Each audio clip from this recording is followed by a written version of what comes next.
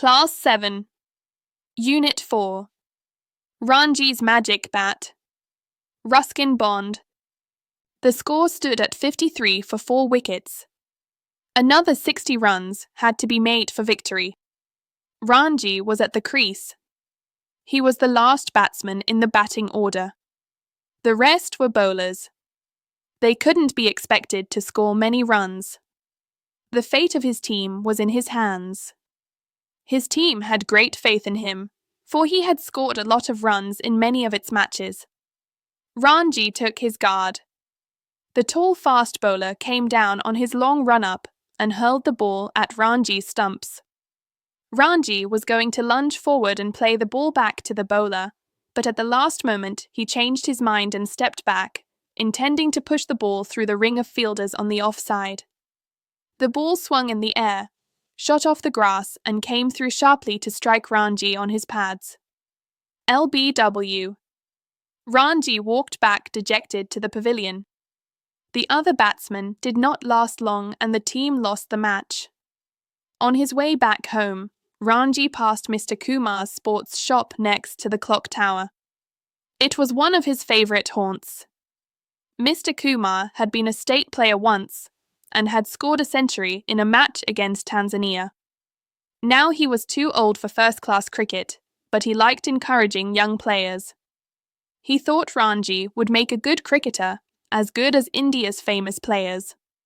He just loved to stare at Mr. Kumar's goods: cricket bats, balls, badminton rackets, hockey sticks. But today he didn't feel like going in. "Ranji, where are you running off to?" Mr. Kumar's jovial voice stopped him. He walked slowly into the shop. "What's wrong with you? You look so mournful." Mr. Kumar spoke to him cheerfully as usual. "Oh, nothing. I just scored a duck." Ranji tried to cheer himself up. He went on to tell Mr. Kumar about the match. "Come on, let me show you something." Mr. Kumar led Ranji to the inner room of the shop when he had finished. Puzzled, Ranji followed Mr. Kumar through the curtained partition at the back of the shop. He found himself in a badly lit room stacked to the ceiling with all kinds of old and second-hand sporting goods, torn football bladders, broken bats, rackets without strings, broken darts, and tattered badminton nets. Mr. Kumar began examining a number of old cricket bats, and after a few minutes, he said and picked up one of the bats and held it out to Ranji. "This is it," he said. "This is the luckiest of all my old bats. This is the bat I made a century with. Of course it's an old bat, but it hasn't lost any of its magic," said 58, my highest score so far. "It really is a lucky bat." Mr. Kumar. He held it out to Ranji. "Here, take it. I'll lend it to you for the rest of the cricket season. You won't fail with it. Just take care of yourself." Ranji took the bat and gazed at it with awe and delight. The magic bat seemed to change Ranji's luck. The next Saturday, he scored 58 runs and led his school to victory against the rival team.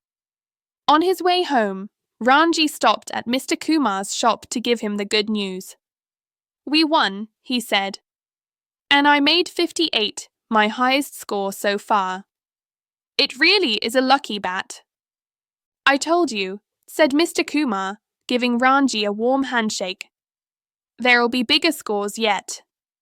But then something unexpected happened. After one of the next matches, Ranji had to take one of his teammates, Bim, who was injured during the match, to the hospital. In his anxiety about Bim, he left his bat on the bus. He remembered it only after he reached home. He couldn't remember which bus he had travelled in. The magic bat was lost. Next day he was at Mr. Kumar's shop, looking very sorry for himself. "What's the matter?" asked Mr. Kumar. "I've lost the bat," said Ranji, "your lucky bat. The one I made all those runs with. I left it on the bus. And the day after tomorrow, we are playing the Delhi school. Without your bat, I'll be out for a duck, and we'll lose our chance of being the school champions." Mr. Kumar looked a little anxious at first. Then he smiled and said, "You can still make all the runs you want." "But I don't have the bat any more," said Ranji. "Any bat will do," Mr. Kumar replied. "What do you mean?" "I mean it's the batsman and not the bat that counts. Shall I tell you something? That old bat I gave you was no different from any other bat I've used. True, I made lots of runs with it, but I made runs with other bats too. I never depended on a special bat for my runs. A bat has magic only when the batsman has magic. What you needed was confidence, not a bat. And by believing in the bat, you got your confidence back." "What's confidence?" asked Ranji. It was a new word for him. "Confidence," said Mr. Kumar slowly. "Confidence is knowing you are good. And I can be good without the bat. Of course. You have always been good. You are good now. You will be good the day after tomorrow too. Remember that. If you remember it, you'll make the runs. Why don't you just give it a try?" On Saturday, Ranji walked to the wicket with a bat borrowed from Bim. The school team had lost its first wicket with only 2 runs on the board. Ranji went in at this stage. The Delhi school's opening bowler was sending down some really fast ones. Ranji faced up to him. The first ball was very fast, but it wasn't on a good length. Quick on his feet, Ranji stepped back and pulled it hard to the long-on boundary. The ball soared over the heads of the fielders and landed with a crash in a crate full of cold drink bottles. A 6. Everyone stood up and cheered. And it was only the beginning of Ranji's wonderful innings. The match ended in a draw, but Ranji's 75 was the talk of the school.